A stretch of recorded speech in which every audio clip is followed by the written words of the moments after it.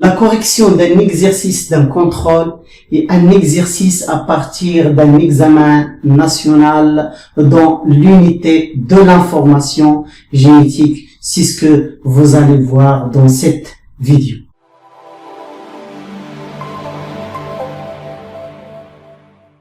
Ravi de vous retrouver encore une fois sur chaîne SVT sur Tableau Noir. Donc je commence par le premier exercice. Une étude réalisée sur une molécule d'ADN contient tous les types de nucléotides. 1. De cette molécule d'ADN, on extrait un fragment qui contient 3 G et 4 T. A. Déterminer le nombre de nucléotides de ce fragment. Donc, un fragment d'ADN qui contient 3 guanine, 4 thymine. On va essayer de déterminer le nombre total de nucléotides dans ce fragment. Donc, on sait déjà que la molécule d'ADN, c'est une molécule bicaténaire. Qu'est-ce que ça veut dire bicaténaire? Ça veut dire formée de 2 chaînes, 2 brins, enroulés bien sûr l'un autour de l'autre. Dans les 2 brins, toujours guanine liée à cytosine et thymine liée à l'adénine. Donc, dans le fragment, puisque nous avons cette liaison A devant T et C devant G, donc le nombre de guanine égale le nombre de cytosine et le nombre de thymine égale le nombre de adénine. Donc le nombre total de nucléotides sera, donc on va calculer le nombre dans le tableau. Donc première question, donc petit A, le fragment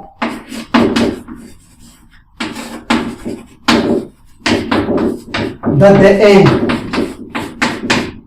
contient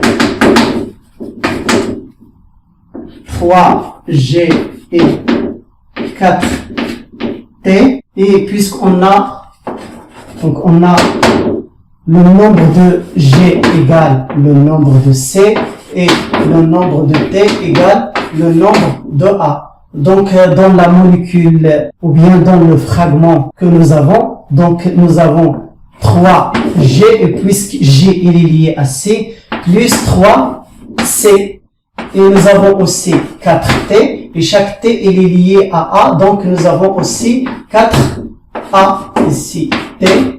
Donc le nombre total de nucléotides 4, 4, 3, 3, c'est 8 plus 6, donc le nombre 14 nucléotides.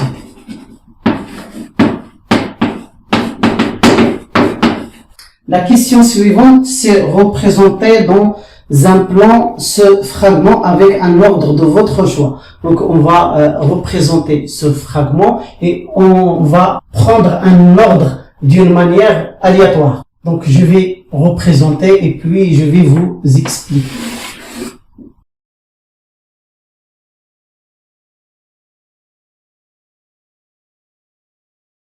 Donc ici, j'ai représenté un fragment d'ADN qui contient 3G, et puisqu'il contient 3G, nous avons les 3G, il contient aussi 3C. Donc on respecte la complémentarité des bases, ça veut dire devant G il y a C et devant A il y a T. Ce fragment contient aussi 4T, voilà 4T, 1, 2, 3, 4, et devant chaque molécule ou bien chaque T, il y a A, donc nous avons aussi 4A, 1, 2, 3, 4. Ici, j'ai choisi cet ordre. Vous pouvez choisir un autre ordre.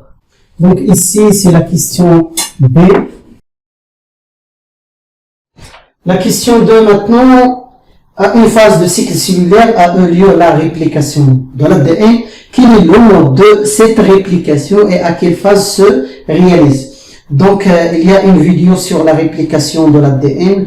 Dans cette vidéo, nous avons parlé de les modèles proposés au départ, les modèles qui sont semi-conservatifs, conservatifs et dispersifs. Les 2 chercheurs, Messisson et Stahl, ils ont démontré que la réplication de l'ADN, il se fait selon le modèle semi-conservatif. Ça veut dire les 2 brins de la molécule d'ADN se séparent et chaque brin sert de matrice pour la fabrication d'un brin complémentaire. À quelle phase? Aussi, nous avons vu les phases de cycle cellulaire. Donc, le cycle cellulaire se compose de l'interphase plus la mitose. Pendant l'interphase, il y a la réplication de l'ADN pendant la phase S, la phase de synthèse. Donc, on passe à la question suivante. B, c'est décrivez brièvement à l'aide d'un schéma la réplication de ce fragment. Donc, je vais vous expliquer, après je vais vous donner le schéma. Les deux brins de la molécule d'ADN vont se séparer. Et chaque brin de la molécule mère, c'est la molécule mère, le fragment initial. Après la séparation des deux brins par une enzyme qui s'appelle l'hélicase, chaque brin il sert de matrice. Donc, il sert de matrice pour la fabrication d'un brin complémentaire. Donc, chaque nouvelle molécule, la molécule phi bien sûr, ne conserve que la moitié de la molécule mère. Donc, c'est le modèle semi-conservatif. Après la réplication, on obtient deux molécules qui sont identiques à la molécule initiale. Donc, ici, je vais écrire la réponse, puis je vais expliquer après.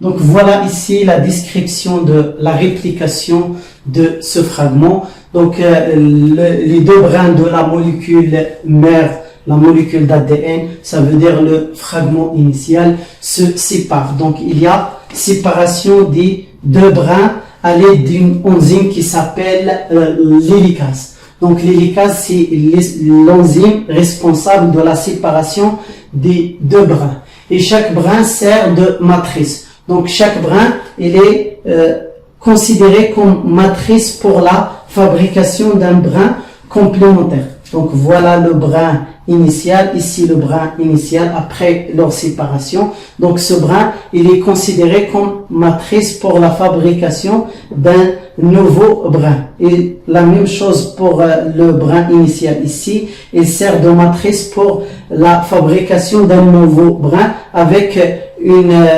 complémentarité des bases. Qu'est-ce que ça veut dire la complémentarité des bases? Toujours devant T, il y a A. Donc, le brin qui se forme devant T, il y a A. Devant A, il y a T. Devant A, il y a T. Devant C, il y a G.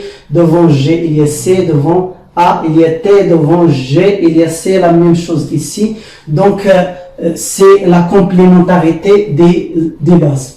Par l'enzyme responsable de la polymérisation ou bien la formation d'un brin complémentaire, c'est l'enzyme de l'ADN polymérase. Donc chaque nouvelle molécule, donc ici une molécule d'ADN, une nouvelle molécule, ça veut dire la molécule phi, ne conserve, ça veut dire ne contient que la moitié de la molécule mère. Donc voilà la moitié de la molécule mère et ici l'autre moitié. Donc chaque molécule ne contient que la moitié de la molécule mère. Donc c'est ce qu'on appelle le modèle semi-conservatif. Après la réplication, on obtient deux molécules. Voilà ici deux molécules qui sont identiques à la molécule mère.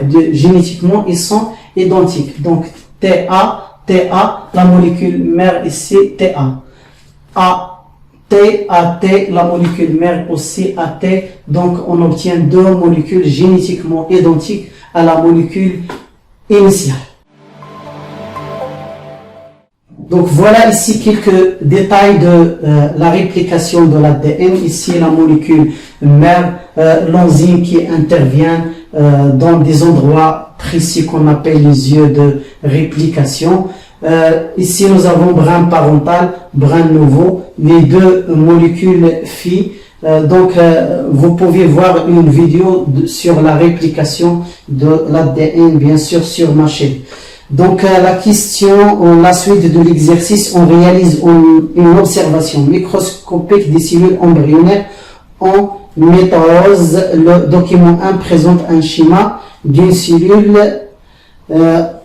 3. En utilisant le document 1, identifiez la phase de la cellule en justifiant votre réponse et réalisez un schéma de la phase suivante avec un nombre de chromosomes deuxième égal à 6. Donc la cellule que nous avons, c'est une cellule animale en période de métaphase. Pourquoi métaphase? Parce que tous les chromosomes sont disposés sur le plan équatorial de la cellule. Donc il s'agit de la période de métaphase. Donc maintenant je vais vous réaliser un schéma de la phase suivante. Donc la phase suivante de la métaphase, c'est la anaphase. Donc je vais vous représenter une cellule. Donc voilà ici une cellule en période de anaphase avec 2n égale à 6.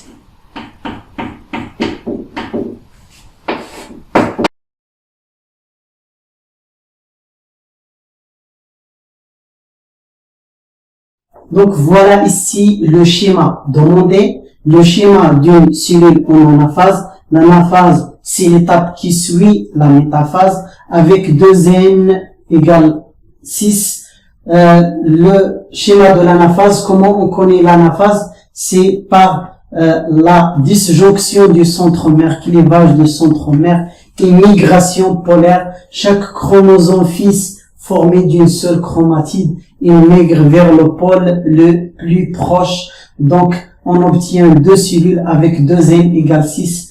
Ici, la cellule avec le nombre de chromosomes 1, 2, 3, 4, 5, 6. Donc 6 chromosomes dans une cellule et 6 chromosomes dans l'autre cellule. Donc la dernière question, comment sera l'information génétique des cellules filles? L'information génétique des cellules filles sera identique à la cellule mère. Je vais vous expliquer à l'aide de ce schéma. Donc ici, j'ai schématisé un chromosome formé de deux chromatides. Après la séparation, il y a formation de deux cellules qui sont identiques génétiquement à la cellule mère. C'est ce que nous avons déjà vu ici au cours de la réplication selon le modèle semi-conservatif, puisque les chromosomes se composent de l'ADN. Donc c'est ça, ce qui se passe à l'intérieur des cellules. Après la réplication, on obtient deux copies qui sont identiques à la copie initiale. Donc après séparation, on obtient ici deux molécules filles qui sont génétiquement identiques à la molécule mère. La même chose ici pour les chromosomes. On obtient deux cellules identiques génétiquement à la cellule mère. Donc la dernière question, l'information génétique sera identique à la cellule mère. Donc l'information génétique,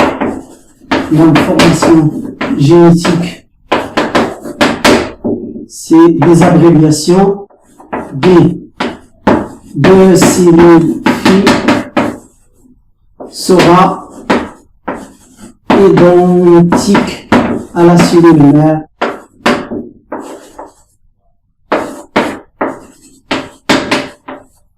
Donc voilà, ici on a terminé le premier exercice. Je laisse le deuxième exercice après les vacances de l'Eid. Eidukum Mubarak Saïd. Je vous laisse maintenant avec le proverbe de cette séance. Le proverbe ديال القصة اليوم. Le but de la discussion ne doit pas être la victoire mais l'amélioration. الهدف من النقاش ماشي الانتصار وإنما تحسن. إلى حصة مقبلة إن شاء الله.